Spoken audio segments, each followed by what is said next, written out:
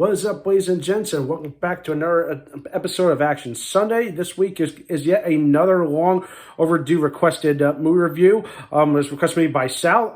Thank you, Sal.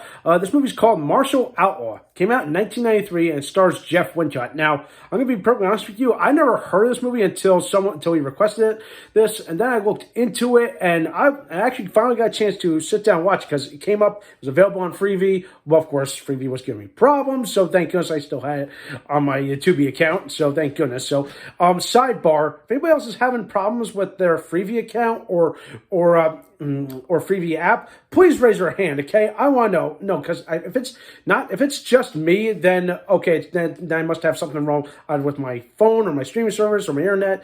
I don't know, but if it's everybody, then we have a problem on our hands. So yeah. But anyway, back to the movie. So this is one of those, how I say, I would say martial arts flicks. I wouldn't say it's a B grade. It feels like a B grade movie, but everyone says this is like possibly one of the most criminally underrated movie martial arts movie. I'm like, that is an overstate. That is an understatement I would say, because I've seen many.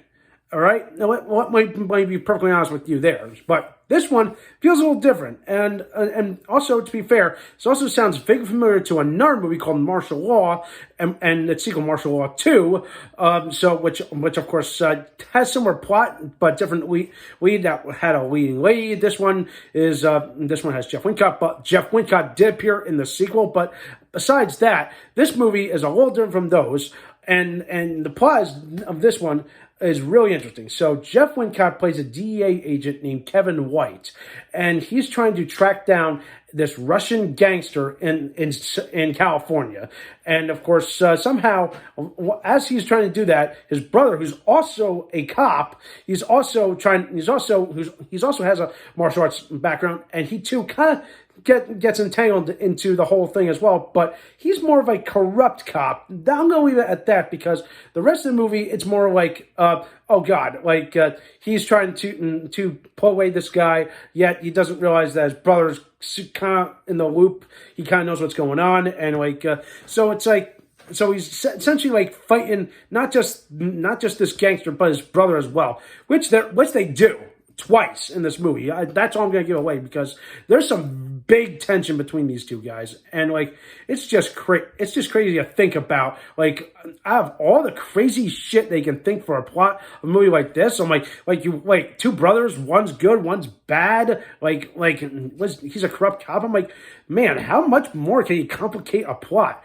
But hey, besides that, the movie's just pretty damn good. I'm not gonna lie. Like the martial arts sequences are good. They're crisp. It's your typical popcorn action flick that you would absolutely enjoy. And I'm not gonna lie. I feel like I'm noticing a trend between some of these B-movie martial arts flicks, but not just this. And of course, then you got the movies with Jeff Speed, like The Perfect Weapon. I'm realizing that there's a similar vibe that they go with, and the editing and the fight choreography are pretty darn good. It's no top of the line like Steven Seagal or Jean-Claude Van Damme or Jackie Chan. Here, I feel like it's good, but there's something. But I noticed a couple of editing things that kind of took me out of it. But I'm going to address that later. But overall, the martial arts sequences are great. I especially love this one scene called the Russian Circle, where spoilers ahead. What happens is, Kevin somehow tracks this I would say she's not an escort. It's a girl. She's in the loop. She works for Rodchenko. He's the villain. And somehow she tracks her to this club. It's actually a martial arts club or a athletic club. And somehow he walks to a trap, and it's Russian circle. It's really all these thugs in a circle like they built some kind of ring / barricade. He can't get out, and of course, the big lead thug is went to the Russian Circle, was survived by legend. He holds his own against most of the people in this fight, except for one, which I didn't realize this. I think he was a prodigy of James Liu. I think he was James Liu. All of a sudden, I'm like, holy shit! He's doing good. All of a sudden, he gets his ass kicked by this one guy, and I'm like, damn. Talk about symbolic, and talk about hey, he's trying his best. But then his brother comes in, and then of course it goes, he saves his ass kind of thing. But again, he's his brother, being two-faced as he is, he's playing both sides. Yeah, it gets crazy. And yeah, I thought I love that sequence, all right? But everything else, like, it moves at good enough pace, but the one thing that I just couldn't understand is like, is the whole complexity of his brother, played by Gary Hudson, playing both sides. I'm like, yeah, I get it, but it's an interesting wrinkle to the whole story. But yeah, like overall, it's your typical martial arts popcorn fight that you would definitely absolutely enjoy.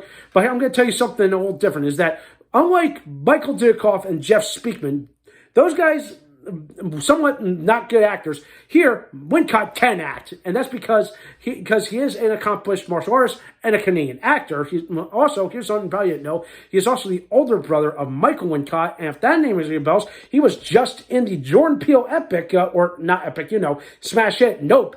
And if you want to go back even further, Michael Wincott was in the Disney version of The Three Musketeers alongside Oliver Platt. Yeah, he played Rochefort, the guy with the musketeer with the eye patch.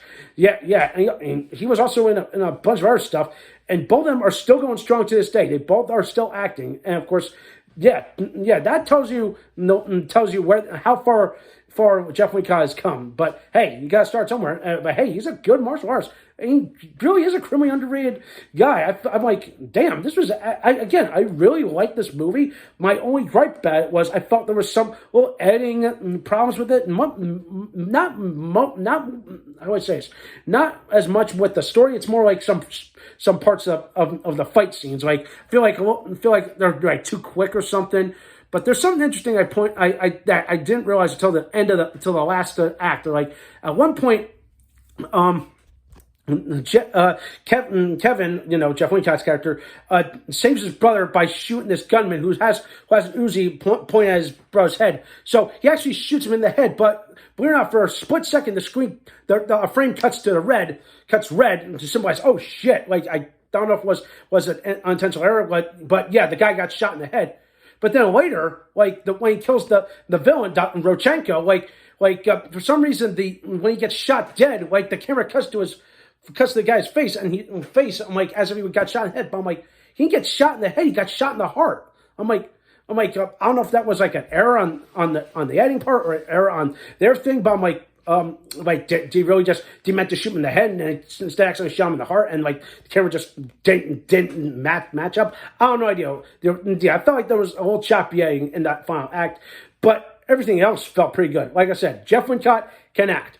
All the others did their part. I kind of like the villain a little bit, even though he did. Here's the thing: even though he didn't feel like a typical Russian gangster. And also, I don't know if this was my thing, but I don't know if it was the way how he presented himself, but I didn't think he sounded had a lick of an Russian accent, even though the actor that they got to play the guy was Russian. So I don't know, maybe it was just the sound editing or something like that, or maybe his voice got dubbed. I have no idea. Yeah, but I was like he didn't feel like a typical Russian villain, but hey, it really worked, and for the most part, it's a fine movie, and I found myself really enjoying this movie. Like it's a big sleeper hit. I'm surprised this movie didn't get enough credit it deserves. And according to what I read, it's like it was one of those straight to VHS movies, where you could just find at a movie store like Blockbuster or Hollywood Video, and there you go. But hey, and here's something interesting. This is not like Jeff Wincott's first rodeo. He had produced a movie called Mission for Justice the year before this, and I heard some good things about that one. This one I really enjoyed, and and maybe eventually if I get to the martial law movies, maybe I can probably compare and contrast, because I know Wincott is in martial law too. And maybe I can compare and contrast and see, okay, what the similar plots and the plot devices between this one and that one. Who knows? But hey, that's a future idea for one day. But bottom line, Martial Outlaw, criminally underrated. It's actually a very enjoyable movie. I really think you would enjoy it. For anybody that loves martial arts, you would definitely enjoy this, because damn, he does a damn good job. He's no Michael Dudikoff or Jean-Claude Van Damme, but again, he can fucking act. All right? And with that in mind, then you know what? screw it. I'm giving this movie a hard 8. Okay, I was gonna rate it a little lower, but I'm like you know what? That's a hard 8. It getting for my taste, and I think you guys would definitely appreciate this movie. All right, give it a watch. Okay, it's available on Tubi, or if Freevee is working, give it a watch there. It is available there. All right, so that does for this week. Let me know what you think. Thumbs up the video, subscribe to my channel. Let's stay tuned for some more awesome and exciting videos.